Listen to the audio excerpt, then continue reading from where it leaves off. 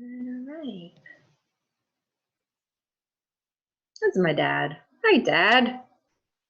How's Florida? I miss you. You're muted. Hold on, I'm gonna unmute you. Hold on. Oh, Dad, it looks so nice there. Hi, Dad. Yeah, we're really lucky. We are really lucky. Well, thanks for joining. We got about 2 minutes before we get started. We'll let some people join. Today, Dad, I don't know if you ever met my friend Bob, but he's awesome, inspiring guy, knows a lot about self-quantification. So we're gonna be talking to him today. And yeah. And so we'll just give it another minute or two to join. And make sure Bob is coming in soon. So I'm on. I still have a What's up, Dad? icon thingy. The people here have a writing club, if I might digress for a quick second while other ones are joining. So I sent your information out to a few people here that might be interested in it or might be just interested in using this as a way to get familiar with Zoom. Yeah. Well, that's the other thing too, because you're in a community where there are a lot of older people, and anyone, I'm sorry, Dad, I know, but anyone who may need help getting on Zoom or, you know, that's a thing. So that's great. Oh, Bob's here. Dad, I'm going to mute you and I'm going to unmute Bob. Okay. I'll talk to you later. Hello. Bob. Morning. I don't get to see you. All right. I get to see you. You get to see my beard.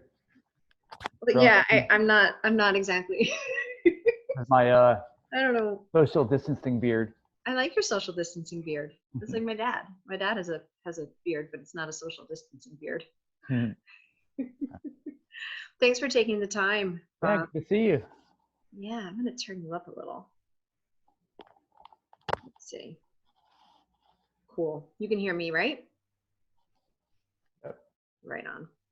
So yeah, Bob, I always love getting to talk to you because you know so much about so much, but specifically when it comes to, you know, the self-quantification stuff, which I think is particularly interesting right now and always when we're talking about health and ways that we can be monitoring our health and making sure that the actions that we're taking are indeed getting us positive results around our health. So I was psyched to get the opportunity to talk to you a little bit more, because like you and I talk all the time, but we've never actually gotten to sit down and actually just talk for a bit. And then whoever wants to join is going to get the opportunity to ask questions. There's a raise your hand feature on Zoom, or you can go into the chat and ask questions in the chat too. So anyone who's participating, feel free to ask questions. I'm going to get my chat thing open here. Yeah. So I just want to start asking you some questions though, because there's a lot of stuff particularly relevant now that I was curious about. Like right now, what are you doing to kind of track things for yourself right now? Well, I mean, yeah, I think there's a difference between asking people like, okay, what should they be monitoring right now in particular around what's sort of happening in the world versus what are the things that I've always been tracking, which is a lot more in depth. And obviously I have a lot more historical data. But I do, what I've been doing mainly around, let's say the last month, paying extra attention to are, you know, really things like body temperature, especially overnight, you know, because obviously tracking for fevers and all that, you're seeing a lot of stuff coming out now where a lot of the wearable companies are basically mining that data from users to try to identify kind of clusters and areas, kind of like a heat map of that. Resting heart rate, especially overnight. Again, that's another thing that you'll see if the trend tends to go, you're starting to go a little higher. It could be a sign of some sort of infection. You know, the challenge is with those, especially like I know Aura is doing a study right now with UCSF to kind of figure out, can they pull data out of their markers to kind of, you know, create algorithms or things to identify when people are getting this COVID-19. But the problem is, what I see from a user of those devices are like skin temperature, like, so the ring is measuring skin temperature, not your body temperature. It's not like an oral thermometer, something like that, or basal temperature. So if I'm sleeping in a cold room and my hand is like outside of the blanket, um, it can theoretically dip. And like I've had nights where like I know I woke up sweaty, I left the heat on accidentally, and my body temperature was increased, but I don't have a fever or anything. That the device just detected I was like, yeah, I was hot because I was under covers and I left the heat on. But in general, the things that you really want to look at are things like body temperature, resting heart rate. You can also look at your trends of heart rate variability. You'll again that can often be a predictor, because you see it dipping over time, assuming you're not stressed out and other things are going on, which a lot of people probably are. You have to isolate it from that. That could be a sign of the body sort of going more sympathetic from parasympathetic. And I mean, those are really like the kind of the basic things you can be tracking. Now, people who are at risk, there's things that they should have been tracking for a lot longer. For example, risk factors of like type 2 diabetes. They should be their blood glucose monitoring, and that's something that you may be measuring it now. Someone maybe for the first time starting to measure it, and they'll say, "Great, you're at risk. What can I start doing?" And they can figure that out. Is it too late for this sort of round of what's going on in the world, or is it something that should be a bigger lifestyle change long term? Things like high blood pressure. So I think having something like just a blood pressure cuff, just seeing. I think a lot of those types of things are going to be more correlated with maybe someone is generally healthy and they may have elevated blood pressure because maybe they're stressed out. I think there's a lot of stress going on. Yeah. So I think you have to isolate sort of mental, psychological issues from physical issues. I've been not blamed, but accused over the years. Like people are like, "Oh, you're just like a hypochondriac." I'm like, "No, I don't. I don't go around like I'm like, oh, I feel sick. I never act like that. I actually never really get sick." So for me, it's more just about monitoring and using that data, especially over time. I would say, for the people, like let's say for example you've been tracking everything and somehow you find out you've got it, you test positive or something, somehow you've got the virus. Now you have to think about how does that change your life right now from what you're doing. If it was me, I'm socially isolated. I'm not going out, other than maybe getting in the sun a bit and getting some outdoor quick exercise every day, because I do need that. I think it's important to get sunlight and UV on you still, and it does have benefits for the body. And I just view it as if I had it, then I would just be paying more closer attention to what are the effects that can sort of happen, right? And so we're talking about things like respiratory issues. So a big one to monitor would be your blood oxygen saturation. So if you've ever worn like a pulse oximeter, it's basically a little device that goes on your finger. So these devices, they can cost, some of them are like $30. This is like the Cadillac of them. I have, like, I use this over at Hack when I'm doing some of the Libo2 stuff, because I can pull data off it. But you don't need to have something that. So you can see here it's showing at the top is my blood oxygen saturation, 99%, which is actually really, really good. You've also at the bottom, you see my resting heart rate, which is usually I'm closer to like 50, but I'm talking. You're so excited to talk to me. Yeah, I am very. But the idea would be like, so what I'm just doing every morning would be, I just take this out and I take a quick reading, and you want to just make sure that those levels aren't dropping, because I think a normal healthy adult is going to be 95 to 98% typically, sometimes even a little higher.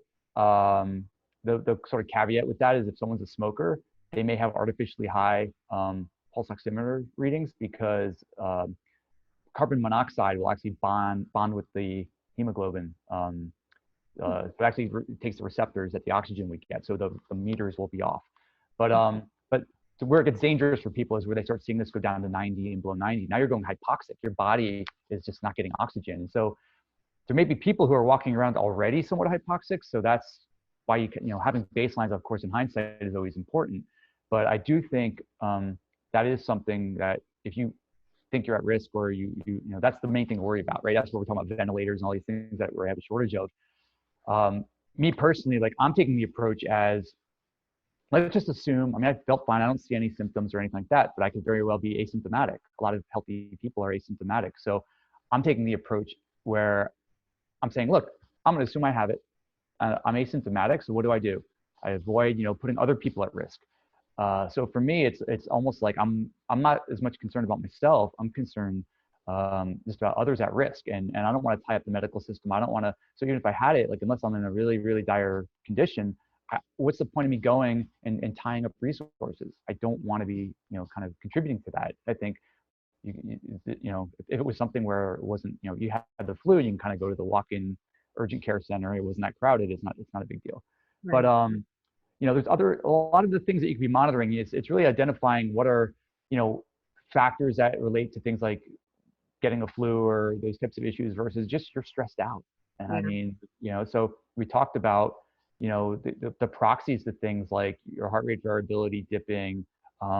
If you're monitoring blood sugar, I was actually wearing a continuous glucose monitor when this was all sort of breaking.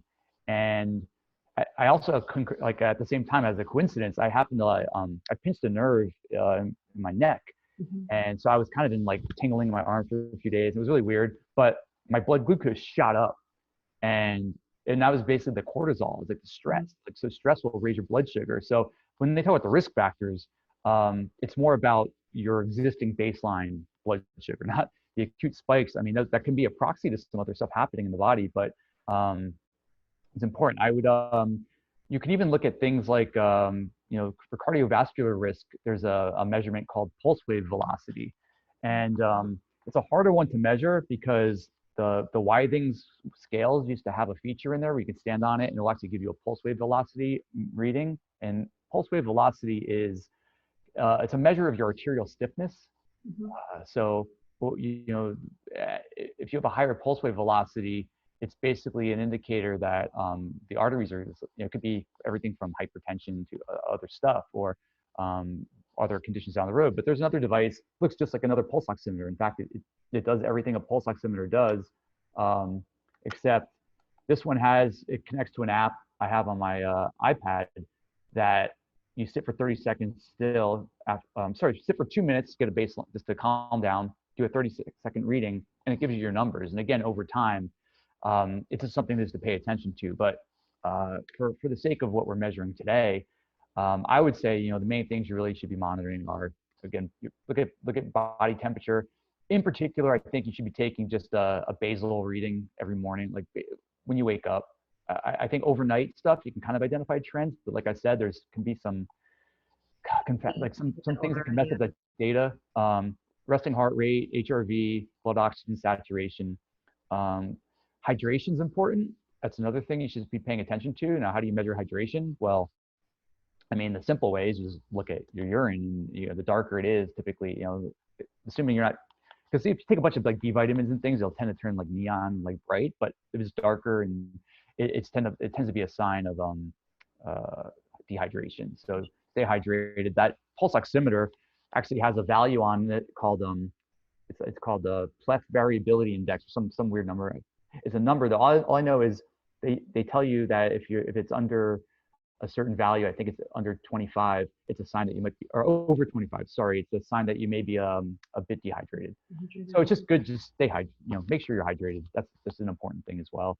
I'm also air quality. If you just have anything that can sort of measure humidity in your home, just because there's been extremes, like if things are too humid, it's not good in terms of like to have anything in the air, like viruses and things like, or mold, etc.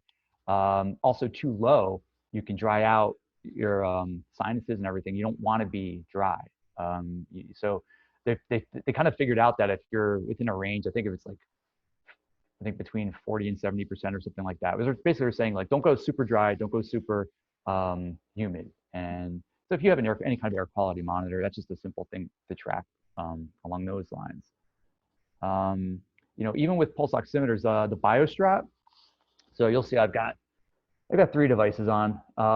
You've got this is the BioStrap.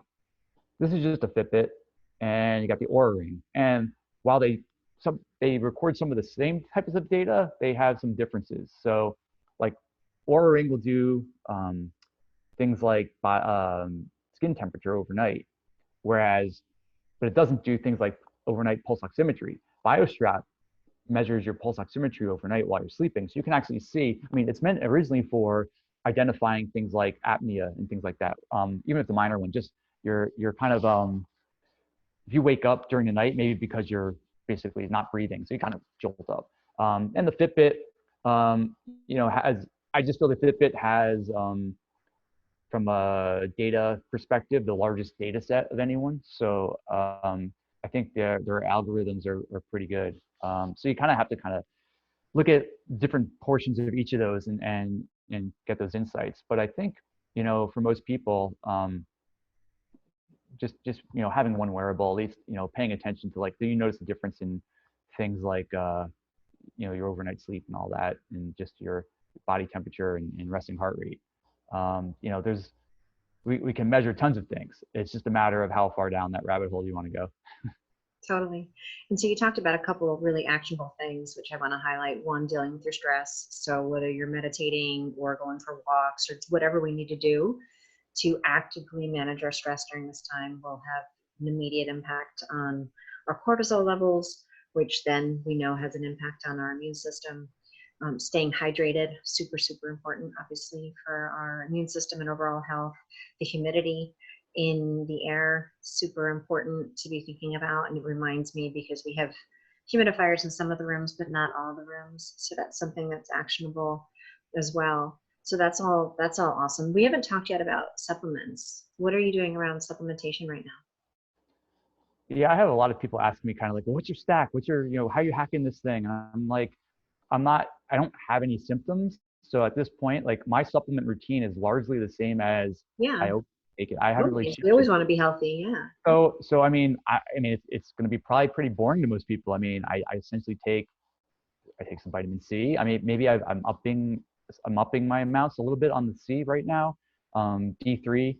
I try, in the summertime, I won't supplement any D3. I'll just get it all I'll be out in the sun and diet and things like that. But just I'm kind of taking a little bit extra of that. NAC, anything that will help your body kind of with glutathione production, some carnosine, zinc.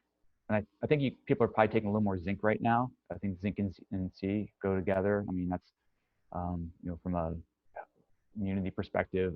I take like a B complex, nothing complicated. It's the Thorne product that, I don't want to take a million different pills, so I'll do that. And, other than that, I'm probably, I'm rinsing, I'm using colloidal silver more as kind of just everything from just spraying on my face and hands, just as like an antimicrobial thing. Put some in my laundry. I will use some as like I'll swish it in my mouth every now and then.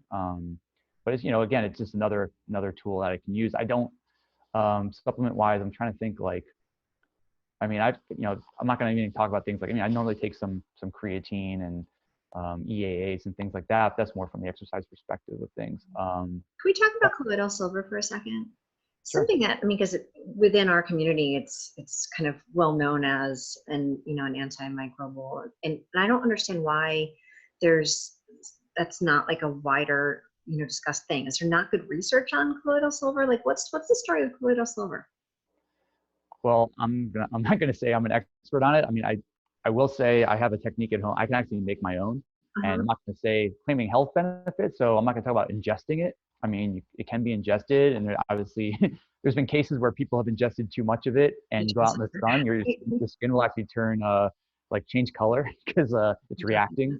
But think about like what they're doing now with clothing. They're making things, they're weaving silver threads into clothing now to help it so they don't smell like workout clothes, because it has an antimicrobial effect. So I tell people, like, when I make it, even if they want to dispute any of the benefits of it, I'm like, look, I put some in my laundry and my smelliest workout clothes, like, the smell goes away. And so clearly something is working there. In terms of ingesting in the body, I guess the challenge is because it can kill, it has antimicrobial effects, and whether it's for bacteria, viruses, etc. I guess if you're ingesting it, the challenge is, because they can come in different concentrations. That's the other thing. So you can definitely take too much of it. It may kill the bad stuff and some of the good stuff. That's the only, from your gut standpoint. That's why a lot of people just prefer to, like, for oral hygiene especially, and like, I'll rinse it. I'll even like work some into my nose a little bit just to like get some, little benefit, like working it up in there. But in terms of why it's not better known, I think largely it's probably, I mean, I don't know, I think I talked to the pharma companies and all that. I think it's something that's so, it doesn't cost much to make. But if you buy it, it's a fairly expensive thing to buy. Like you buy a bottle, like a small bottle like that can be like, $50, which is ridiculous because I think it can be made for pennies, a bottle, these days. But yeah, I mean, I would say colloidal silver is just like a nice thing. I've always used it. It's not like I'm changing anything about my supplementation other than just maybe upping. I'm actually, well, one thing I want to point out too is you got to be careful of probably like, while it's good to have your immunity like working well, I mean, I've got some stuff like on standby. Like if I was like, I have it and but I don't want to upregulate, like I don't want to have my immune system too upregulated, because then your body just goes into maybe attacking like you may be getting sick from other things. And Well, and there's research that one of the things that happens with this virus is that if your immune system gets too active, it's actually what ends up causing the issue in the lungs, right? Like your immune system gets too sticky and everything it produces ends up cooking everything up. Yeah, I mean, I've also heard, there's other issues like, if your immune gets too upregulated, you may start attacking yourself, parts. Yeah. So I just, it's good to have a healthy immune system, but I wouldn't want to preemptively just like super upregulate it too much. Because I've done that before with other things where, I've done things where, whether it's through some intense hot and cold contrast and some other things, I've ended up waking up with like, whoa, I feel like kind of like crap today, like and I kind of like basically realized like I triggered my immune system up to do some stuff. But maybe there was some stuff that just my body it wasn't super, it didn't really need to go after at that time. But yeah, again, I'm not a doctor. I'm not going to, I can't. Yeah, no, this is yeah. all. Well, let's talk about the hot and cold contrast for a second, because that's something that we know, has an impact. But if that's something you weren't doing before, if you weren't already doing hot and cold showers, should you think not start now? Because do you think that it's too much of a shift? I would say the first and foremost, you want to minimize anything that causes extra stress on the body. Mm-hmm. So I mean, I know we talk about hormesis and sort of good stressors, and I think if someone's going to decide, like same thing goes for like intermittent fasting or other stuff. If people are in a really stressed situation, probably not a good time to start doing your 5-day water fast if you're not like really ready for it and your body, So I would say to do contrast hot and cold. I mean, I think that's fairly a hot and cold shower isn't necessarily extreme. I think it's it's something anyone can do if they've got work their way up to it. But if you're gonna go sit in like a tub of ice water for 20 minutes and then go into a sauna that's jacked up, I would say maybe not that right now. I would say if you have a sauna at home, definitely utilize it. You should be utilizing that a lot. I don't think you necessarily have to do contrast either. I think it's more just letting the body upregulate, have your immune system going, sweat out, some toxins, etc. But yeah, I mean, hot and cold showers. I mean, I have other tools here that I mean, things that you have a lot of toys at home as well. So, I mean, it's not that the average person probably doesn't have them. So like, like I have the NanoV device, right? So I'm hitting that twice a day. The NanoV basically it's a tool that I know, among other benefits, it seems to have a benefit on with immune system support, because when you make antibodies, those are essentially proteins, and one of the things NanoV does, it gets this body to start refolding proteins in the body. So if you're able to, it's just like a nice tool to have with that. And along those lines, I also have LiVO2, which is adaptive contrast oxygen training, and we're putting the body through some light exercise, getting the heart rate up a bit, and then going between basically 80%. So the average air in our atmosphere is about 21%. So imagine breathing around 80% oxygen, but then going up to like 12,000 feet, and now you're at probably closer to like 12% oxygen. So by using that, it helps the body to reduce inflammation, especially with our endothelial cells and all our sort of circulatory systems. So I think maintaining that is good, along with the benefits of oxygen on the body. Pathogens and things don't like oxygen. So for me, especially because of the main side symptom or what it results in with respiratory issues, I think I want to make sure that my body stays as oxygenated as possible. So that's one thing I'm definitely relying on every day. Are you doing any of the ozone stuff? I know a lot of people in the biohacking community are talking about the ozone therapy. I haven't been, but I mean, you can, because if I have an oxygen concentrator, you can run it through a system that makes the ozone. I think it's been shown to have some pretty profound, great benefits on any sort of viruses and all that. But I don't have an ozone system at home. I have a ozonator at home. I mean, I have a smaller device that I basically bubble it into water, and I can essentially ozonate a room, so the air. So I usually rotate it like once a month in different rooms of my home, just to freshen up the air. It almost smells like after like a thunderstorm or something, that kind of like weird ozone smell. But it's great for like any stuff in the air, the viruses and stuff. So, but ozone treatments I haven't been doing. I mean, honestly, like I understand like this is a very stressful time for a lot of people, and people are trying to like biohack their way out of this, and they're trying to like play armchair epidemiologist and like. I was like, what else are we gonna do? And I felt like, I mean, you might have even seen like a few weeks ago, like when this was all going down, I got off social media for like 3 days totally. Like I was just like, because it wasn't healthy. It wasn't healthy to, I mean, I understand everyone's stressed. It's great to connect like this, and we can see each other's faces, and that's kind of a socializing. I appreciate that. But I think everybody freaking out, or they see a link to an article and they post it and they're like, hey, check this out. I didn't read it, but it looks interesting. And like, how's that helping? Like, how is that helping anyone? And it's great for, people want to understand what's going on. They're trying to grab all the information and bring it together to understand it better. And that's great. But I don't think, because one treatment works in one place and, doesn't mean we're all looking for this cure. And I'm sure that like they're going to science their way out of it. They're going to, which I have faith in that. But I feel like I have to be careful in a public forum, like, social media and all that. I'm not gonna be telling people or judging them. I don't know their situations. I can say this works for me. These are things I'm doing. These are what we read in the news. These are the symptoms. These are things to look out for. And so, like I said, I just take the approach, like, let's flip it around. Instead of worrying about myself, I'm saying, I just want to make sure, no, I'm not going to impact anybody else. And so I approach it like that. And so everything I'm doing behavior-wise, and, just that's what it is. And, if the statistics say like something like 70% of all Americans will eventually get the virus at some point.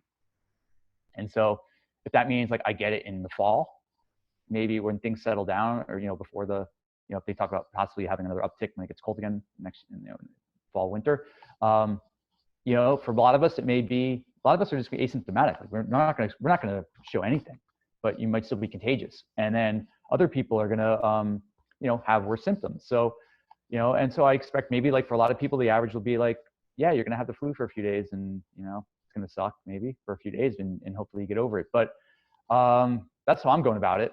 I'm really like just staying out of everyone's way and not trying to add to the problem. That's one of the reasons why you've been such a great friend this last year and a half, because you're always very level-headed. You're very like matter of fact, and you take in all the information, and then you figure out kind of what the rooted, responsible, kind of steady way to handle it is. And that's one of the things that I love about you, is that you're very, very smart, and you have excessive amount of information on a very deep kind of science level, well beyond anything that I come anywhere near.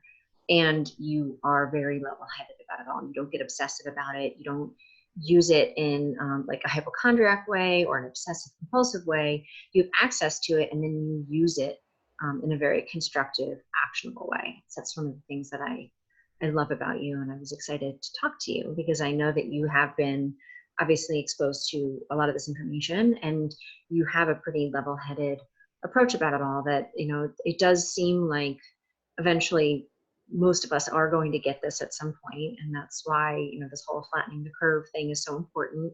So our hospital systems and medical establishment has as much capacity as possible to help people when they need help.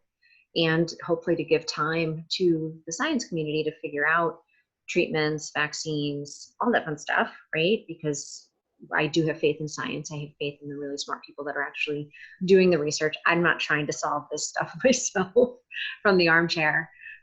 But I do think that, as much as we can take the actionable items that you've shared today, because these are things that we can do. And most importantly, what you said about the stress and finding the middle path and being reasonable about like, okay, this is where I've been, this is where I'm going. Kind of similar, reminds me when I first got pregnant. I got really into it, like kind of suddenly taking the best care of myself possible. And I remember talking to a couple of people and they're like, yeah, but if you weren't doing this stuff before, you don't want to suddenly do it because it's going to be so different for your system. And so trying to find maybe an incremental or middle pathway of doing things maybe a little bit healthier, obviously eat as much real healthy food as possible. On the supplement side, some basic things, but not going crazy. But just the basic things that you've shared today, I think are really helpful. Yeah, thanks. And I mean, I feel like, the strongest thing right now beyond any supplement is really this sort of connection, maintaining these connections with each other. Because I think, it's been interesting to see over the last few weeks, like the importance now of face-to-face, even if it's remote, like instead of chat, text messages and whatever, that's fine. But like phone calls, kind of video chats and all that, I think it's just, for a lot of folks, it's like they're reconnecting with folks that maybe they've, they're connected with. It could be old friends, old colleagues, relatives, and it's been good to see that. Just people having an appreciation again for each other, a little bit deeper level, and helping each other through this. But yeah, no, this is great. I mean, obviously, I've always valued like what Hack brings to the world, and from the standpoint of, I like to feel like I'm somewhat prepared for a lot of this through like the things I've done over there. I'm not gonna say I'm invincible or anything, but I do feel like I've made a long-term investment in, as you have, like in your own body and your health and all that. So it's like, that's why when people ask me what I'm doing, and I'm not really changing much, because I kind of feel like I've been doing, the stuff that I've been doing, just now it's more about actions and not doing irresponsible things like going out in crowds and, not as much for myself again, but for other people. And I think, if everyone can sort of play the same game even for like 2 weeks, things will improve drastically. But we'll see. It's interesting to hear, from different people that live in different parts of the world and where it's being taken more seriously than other places, both as on a personal level, on one individual level, as well as on the larger level. Yeah. Well, does anyone have any questions? You can type them in the chat or raise your hand. I am really glad that I have like the Aura Ring, for example. I guess it was maybe 2.5 weeks ago now, I started getting the sniffles and had a sore throat, and I had 2 days where I was super, super tired. And at the time I talked to a bunch of doctors and they're like, oh, there's no way you have corona because you'd be in much worse shape. And so I kind of continued life as normal and, was still going to HACKD and going to events and doing all the stuff that I was doing. And I was really relying on my Aura Ring to kind of keep me in check, because the hope was that if I was dealing with anything that was significant, it would show up in maybe my body temperature or my heart rate or something. Even if I was largely asymptomatic, I was thinking that at least my heart rate, because the Aura Ring, I mean, my heart rate, my resting heart rate, definitely while I sleep, there's trends. I mean, like right now it's back down to kind of my lowest, which is like kind of 50. That's where I'm at when I'm my healthiest. But when I'm fighting anything at all, my heart rate definitely will be up while I sleep. And so I was really relying on my readiness score to keep me feeling like I was making a responsible decision as I continued to kind of go about all of my choices. And then of course, a couple weeks in, we started getting a lot more reports about kind of asymptomatic carriers. And then I became much more concerned that perhaps I had been exposed to it. And I actually did end up getting tested and tested negative, which again, we don't know anything for sure at this point.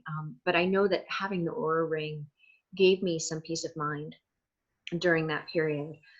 So I definitely encourage people, because again, we have to find ways to try to stay sane through this and support our mental health through all of this. And I know for me, having the Aura Ring helped with that. And I know some people, I've had clients at HACKD who stopped using the Oura ring because they were much more prone to become obsessive compulsive about the data and become hypochondriac and kind of micromanage it. And it actually was a source of stress. So I think that everybody kind of has to figure out where they kind of land on that. But the Oura ring has definitely been kind of the easiest way for me to just have access to some basic information every day. To, like, this morning, wake up, I'm like, all right, cool, I'm 98 readiness. What am I going to do today? But it's all about context as well. I mean, like you said, you were looking at your body temperature and your heart rate, and maybe one was a little out of whack, but the other was fine. And so, you're like, well, I probably don't have something extreme. It could have been some other reason. I mean, I'll show you an example. Like, if you can see this. So, see the heart. See that spike in my right there. Mm-hmm. So see my heart rate. Mm-hmm. So if you saw, like, they were talking about people like, oh, they had the coronavirus. Well, that was on the scale, it's up about, I don't know, 0.8 degrees those days. Uh-huh. Well, guess what? Context, right? Guess what happened? First night, I think I talked about this earlier. Left the heat on in my bedroom when I went to sleep. I would sleep in a cold room. The heat was on earlier in the day. Forgot to turn it off. I woke up sweaty. I woke up hot because the temperature was on. So the ring's going to get my skin temperature. So it's elevated. There's context. The next night, we were, I think it was decided to do like a remote social kind of like happy hour. So I had a couple drinks. So alcohol increases your body temperature. Boom. Okay. Do I have coronavirus? No. So you got to really understand the context of this data, because you just look at it on its own, and it's important. But you have to take multiple sort of parameters, right? Like you said, you might look at your heart rate and go, well, that looks fine. My trends are good. Everything, so it's really nothing to worry about.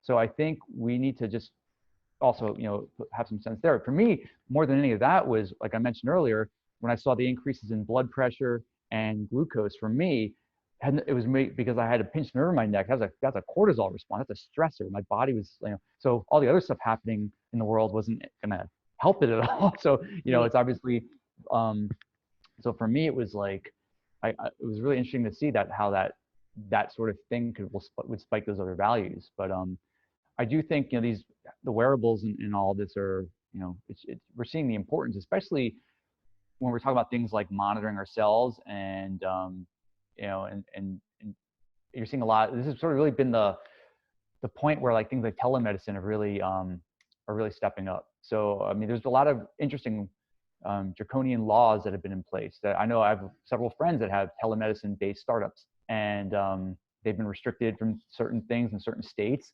And the government basically just said, well, because of the current situation, we're going to waive all these things about practicing across state lines through telemedicine.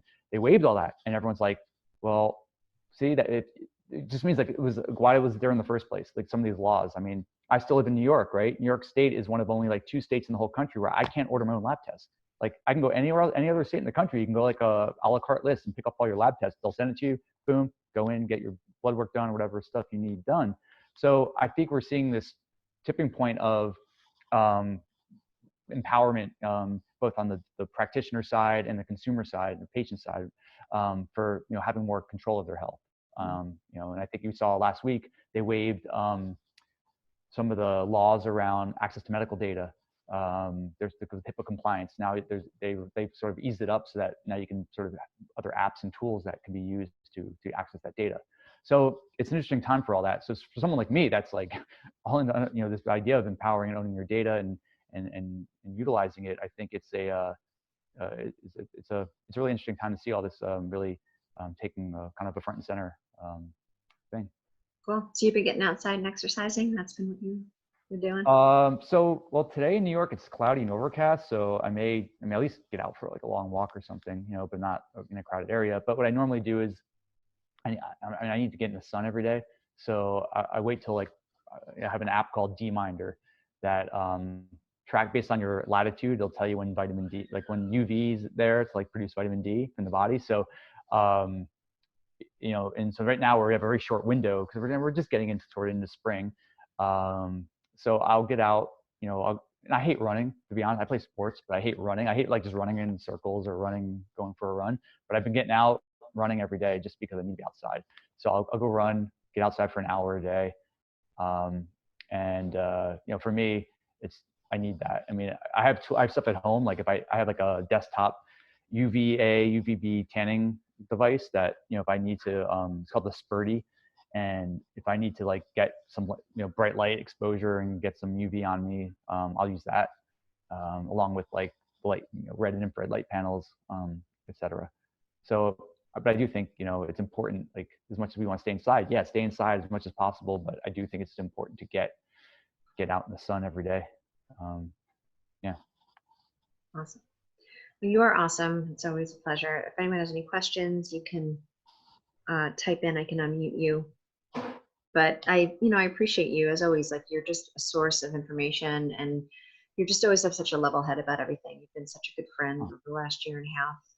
And having good friends through times like this is key, because it's a life thing. It's, you just never know what's around the corner. And you're part of this beautiful community that definitely supports me in making me feel like, I definitely am held, and I've got these trusted sources of information and level-headed kind of assessments of whatever the latest challenge may be. And it certainly didn't predict this as being the next thing that we were going to be dealing with at HACKD. But I know that whatever the next bunch of weeks and months brings, I know that you're going to be here, supporting. So I'm super, super grateful. And vice versa. Anything that you need, anybody on this call, anything you guys need, just let us know, because we care. Yeah. I mean, thanks again. It's been great chatting and seeing all of you. All right, cool. We'll hop off. Everyone have a great rest of your day. I really appreciate you guys, and we'll see you soon. Bye. Great seeing everybody.